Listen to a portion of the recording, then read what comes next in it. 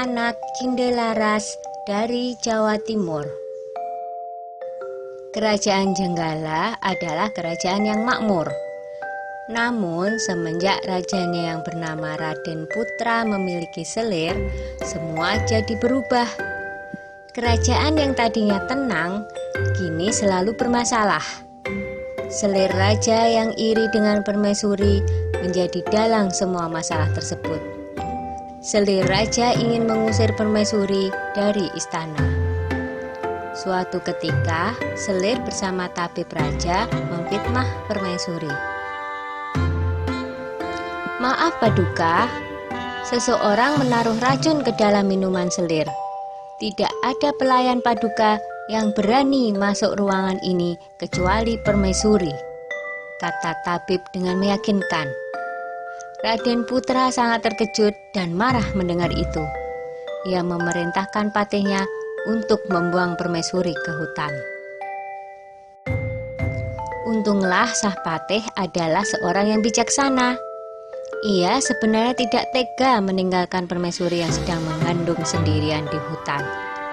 Maafkan hamba permaisuri, hamba tidak punya pilihan lain, kata Patih. Patih membuatkan rumah kecil untuk permaisuri dan kemudian meninggalkannya. Setelah beberapa bulan di hutan, sang putri melahirkan seorang anak laki-laki. Anak itu diberi nama Cinderalas. Karena lahir dan tumbuh di hutan, Cindelaras berteman dengan binatang-binatang di hutan itu. Suatu hari, di saat asik bermain, seekor burung Raja Wali menjatuhkan sebutir telur. Cindelaras mengambil telur itu dan bermaksud menetaskannya. Tetapi secara ajaib, telur itu menetas menjadi seekor anak ayam. Cindelaras sangat menyayangi anak ayam itu. Kian hari, anak ayam itu tumbuh menjadi seekor ayam jantan yang gagah dan bersuara merdu. Kicauan seperti seekor burung yang tengah bersiul nyaring. Yang lebih mengejutkan adalah, setelah bersiul nyaring, ayam itu berkokok.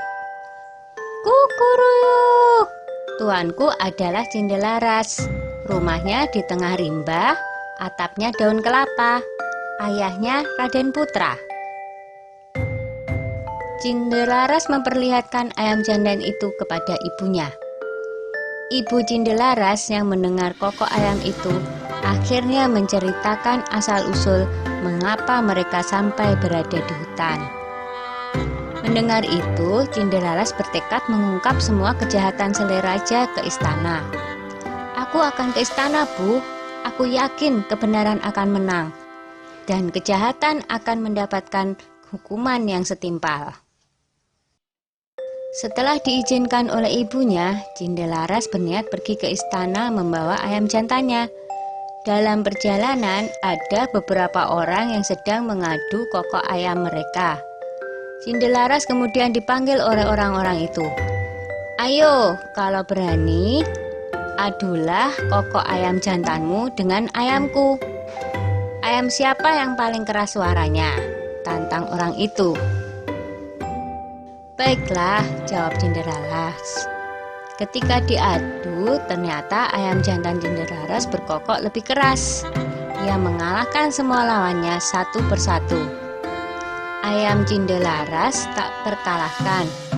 Berita tentang kehebatan ayam Cindelaras tersebar dengan cepat hingga terdengar oleh Raden Putra. Raden Putra penasaran dengan kokok ayam milik Cinderalas. Ia menyuruh Hulu Balang untuk mengundang Cindelaras ke istana. Hamba menghadap Paduka, kata Cindelaras dengan santun. Anak ini tampan dan cerdas. Sepertinya ia bukan keturunan rakyat jelata, pikir Baginda begitu melihat sosok Cindelaras. Raden Putra menjelaskan maksud hatinya mengundang Cindelaras ke istana. Raden Putra menantang untuk adu kokok ayam. Cindelaras mau memenuhi tantangan Raden Putra dengan satu syarat. Jika ayamnya kalah, maka ia bersedia mengabdi mengurus ayam Raden Putra seumur hidupnya. Tetapi jika ayamnya menang, maka setengah kekayaan kerajaan menjadi milik Cindelaras. Raden Putra menyanggupi tantangan Cindelaras. 2 ekor ayam itu mulai berkokok.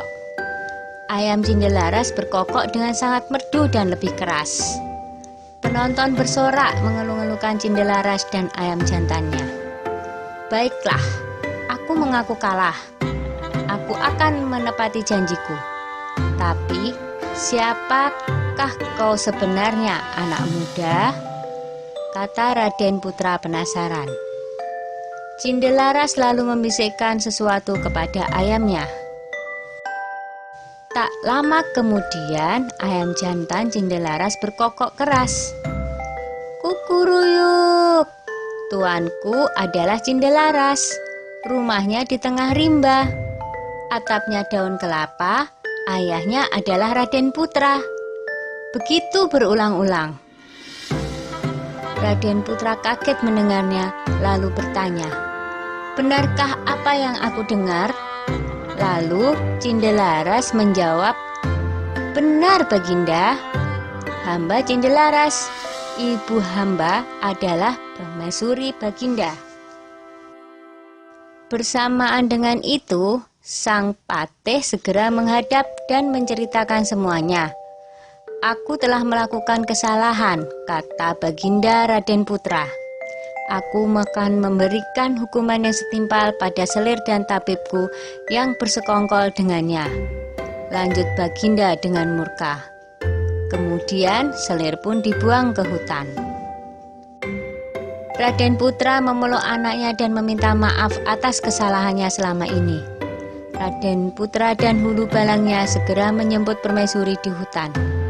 Akhirnya, Raden Putra, permaisuri, dan Cindelaras berkumpul kembali.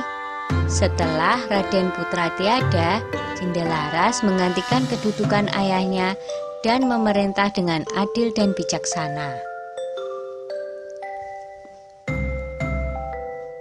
Dah ya cerita Cindelarasnya. Jumpa lagi.